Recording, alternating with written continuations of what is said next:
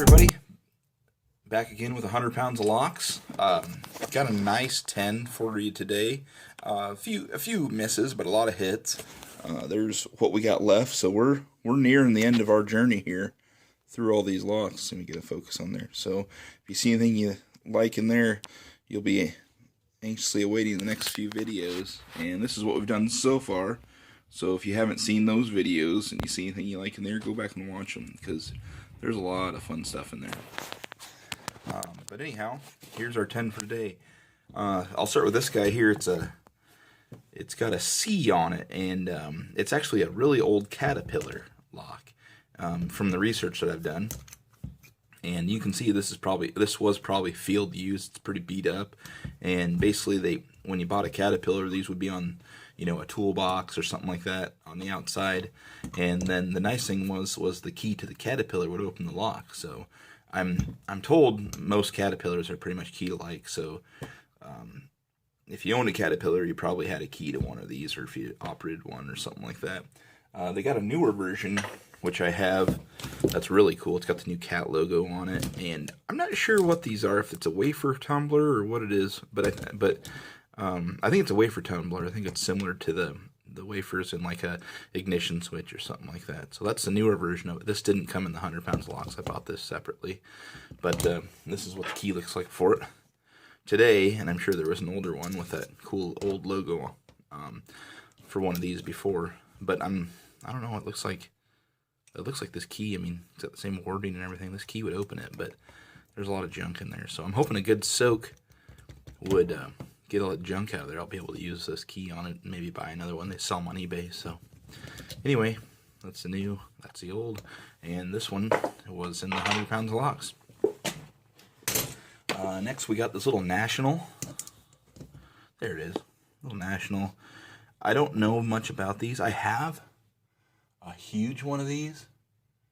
I'm looking right now. I don't know where it is right now, but I have a big one of these, and from the research I've done, they're just kind of a cheap lock. I think they're actually made in China or Taiwan or something like that, but this would be like probably a 30 millimeter, maybe a 40 millimeter, I'm not sure, but nothing else written on it, except for it looks like hardened on the shackle, but little National lock. And the big ones are pretty impressive. I like, oh, Hong Kong, there it is right there on the back. Yep, so anyway, little National lock. Beautiful patina on that. Love those. Excuse me. Let's get this guy out of the way. A little laminated Master Lock number 7. Looks brand new, and it's not too old. It's got a newer key. Not the newest, but a newer one, and still opens real nice. Got the key code written on the bottom. I think that's a way to date them too, is if it's whether it's printed on the bottom or stamped or it's not there at all. So. But usually, if people use them, they'll rub that off or whatever. So, neat little old number 7. I don't have one with that key, so I don't know. I'll probably put that in the collection.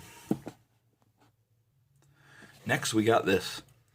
I don't know what brand it is. I can't find a brand on anywhere, but I think this is a pretty neat old lock. It's got like this crop circle formation on it, which I think is pretty cool. But it looks like the outline of an A, maybe an A with a circle around it. I'm not sure, but it is a neat old lock, and it's probably awarded, and I'm probably gonna make a key for it just because it's real neat. But can't see any other writing on it, but I don't know. I call it the crop circle lock because it looks like something that the aliens made in a cornfield or something like that, or a wheat field. I don't know, but can't tell you anything about it other than what you can see. So there you go, the old crop circle lock. Got another one of these Walscos, these little luggage locks or whatever they were, and made in the USA. This one has number 5 on it too. This one seems. Oh no, it's freed up pretty good. So there's a little Walsco. Another one of those, I guess. You got this 5-disc cylinder rustless, made in the USA, and look at that. I don't know what the deal with this one is, but the core is like inset. It looks like it looks like it's almost gone, but it's the inset quite a way. I'm not sure why they did that. And I don't think my other one that I have is like that, so that's a little bit different. But no other writing on it that I can see. Still got some of the black finish from the factory on it, but there it is. 5-disc rustless, no key or anything like that. But still, nonetheless, a cool padlock. Then we got this old Yale. We've seen a few of these. This one's got traces of the blue paint that was in the Yale writing. Made in the USA, just a duplicate of the one that we've seen before. But maybe a little bit rougher shape. There it is. Next, we got another Elgin pin tumbler, and man, for how small this is, it's just heavy. There's a lot of brass in there, and I love that profile. That's really cool. You know what that reminds me of, and hopefully some of you guys recognize that too. But that reminds me of an ASA pin, the profile of like an ASA pin. So that's that really does it for me. But yeah, anyway, I doubt maybe this was some kind of a foreshadowing to that or something like that, but it's got those deep channels on it, you know, something like a Yale with a similar body style, you know, with the stripes down the side. Just those aren't very deep on it, but this one is real deep, so that's pretty neat. But a little Elgin pin tumbler, brass lock, beautiful patina. So that leads us to our last two. Another Herd, and I think this is a USN too. Just says Herd Detroit on the front. And then got the original key. I'm so glad I got so many of these. It's got a 5 on it. And I'm going to look over the camera real quick, see if it's good. It looks like it has some other writing. I can't make it out right now. But it is USN. You can see it stamped on the back. And it's got the standard old keyway that I was talking about in the last video. That other Herd didn't have. So it looks like it's got a key code, maybe, and then it's got that standard just straight keyway or keyway profile that the Herds tend to have. So neat old lock with the original key. So now this brings us to our last one, and you're probably looking at it going, "What? It's just a Chicago padlock. No big deal." 2-sided wafer lock. It's got, what's that say? USN stamped on the back. You know, I've got a million of those in my collection, but this one's interesting more so in the tag.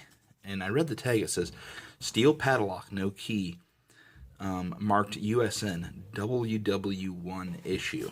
Now, that's not saying that it's definitely a World War I padlock, but you know, it's probably a pretty good sign that it might be. So, just a neat old lock. The chain, that chain is so neat on it too. So, I don't know, but little old Chicago lock with USN stamped in the back, and it's got that tag, steel padlock, no key, marked USN WW1 issue. So, if you know whether or not these were issued in World War I, that would be a cool thing to find out. So please leave a comment if you know what the deal with these are. So if you can actually verify that, or if you know that they weren't, you know, if they were made after World War I, then leave a comment too. But that like I said, the interesting thing about this one wasn't necessarily the lock, but it was the tag on the lock. So it's fun to find that kind of stuff. But anyway, that's our 10 for today. A lot of neat stuff in that 10, and then we've got some more stuff coming. So hope you enjoyed the video, and I hope you come back for the next one. And if this is your first one, I hope you go back and watch the others. So thanks a lot for watching, and we'll see you next 10.